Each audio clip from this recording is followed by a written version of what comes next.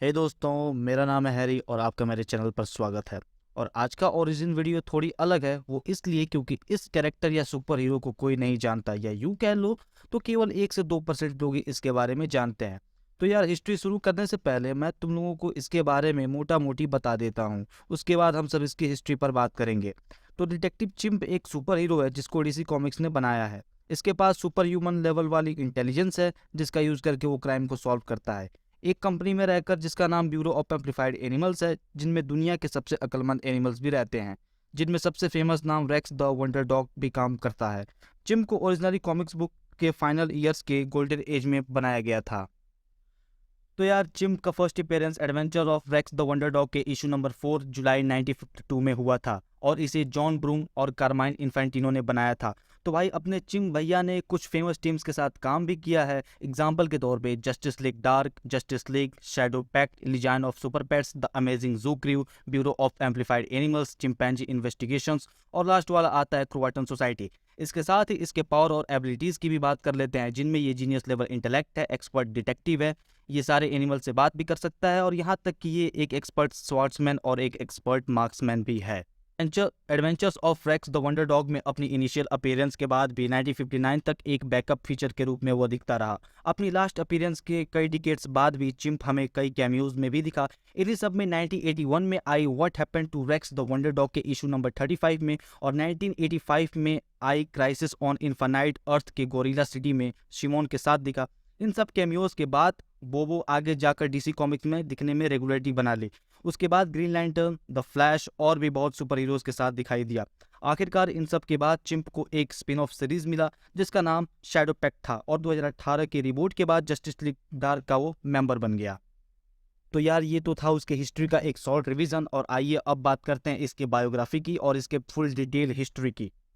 जब पहली बार detective chimp को इंट्रोड्यूस किया गया था, तब वो एक काफी सिंपल बट इंटेलिजेंट और ट्रेंड चिंपैंजी था। बाद में जिस पर्सन ने इसे ट्रेनिंग दी थी उसका मर्डर हो जाता है, और चिंप एक पुलिस वाले के साथ काम करके ये मर्डर मिस्ट्री सॉल्व भी कर देता है।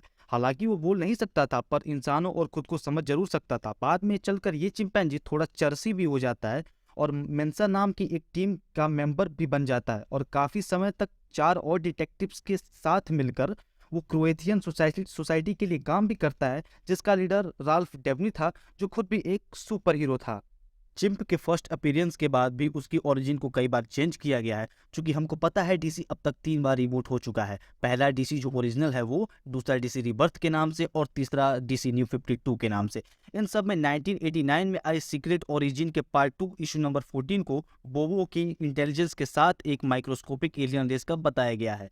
बाद में यह दिखाया गया कि बोबो को गोरिल्ला सिटी इक्वेटोरियल अफ्रीका में 1953 में फ्रेड थॉर्पे द्वारा रूल किया गया था, जिन्होंने उसे अपने कार्निवल अधिनियम बोबो द डिटेक्टिव चिंप का नाम दिया।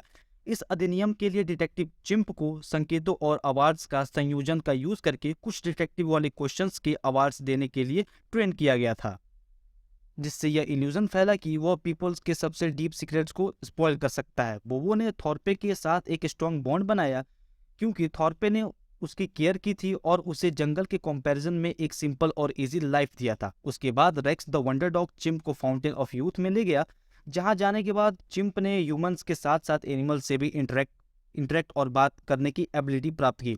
फाउंटेन ऑफ यूथ के लिए रेक्स और बोबो की जर्नी को डीसी कॉमिक्स ने इशू नंबर 35 जुलाई 1981 में दिखाया गया। फ्रेड थॉर्पे की डेथ के बाद चिंप ने अकेले काम करना शुरू किया, और जब उसने थॉर्पे की केस को सॉल्व कर दिया तब उसे मिलने मार्शियन मैनहंटर भी आया था, जो कि उसे जॉब ऑफर करता है, बट चिंप ने उसे मना कर दिया। हालांकि वो चाहे कितना भी बड़ा डिटेक्टिव बन जाए, है तो एक बंदर ही। इस दुनिया ने भी उसे ऐसा ही देखा, और उससे सामाजिक अधिकार छीन लिए गए, क्योंकि वो एक था एनिमल। और फाइनली कुछ समय बाद जब ह्यूमंस ने उसे फॉरगेट करना शुरू किया, उसके बाद वो पियक्कड़ हो गया, मतलब नशे में धुत हो गया। बोबो उसका असली नाम नहीं था, जो कि चिंप चाहता भी नहीं था कि लोग उसे इस नाम से बुलाए। बाद में फैंटम स्ट्रेंजर ने इस नाम का मतलब बताया, जो कि ट्रांसलेट करने पर मैग्निफिसेंट फाइंडर ऑफ टेस्टी ग्रफ्स होता है। तो गाइज, ये थी चिंप की स्टोरी की कैसे एक आम बानर एक सुपर हीरो बना। हालांकि हम सब ये जानते हैं कि जेम्स गन अभी और प्रोजेक्ट्स का अनाउंसमेंट करने वाले हैं। क्या पता ये कैरेक्टर आगे चल के जस्टिस लीग डार्क या फिर किसी और प्रोजेक्ट में दिख जाए। हालांकि डेविड एफ सैंडबर्ग ने ये बताया है कि वो चिंप को शज़ैम 2 में हिंट देना चाहते थे, बट स्टूडियो ने उन्हें ऐसा करने से मना कर दिया। तो गाइस आज के लिए बस इतना ही। आगे अगर अच्छा लगा हो तो आपको बताइए आपको क्या करना है, लाइक शेयर और सब्सक्राइब। और कमेंट में ये भी बताना कि अगला वीडियो आपको किस कैरेक्टर पे चाहिए या फिर कौन से टॉपिक पे चाहिए। Thank you, piece.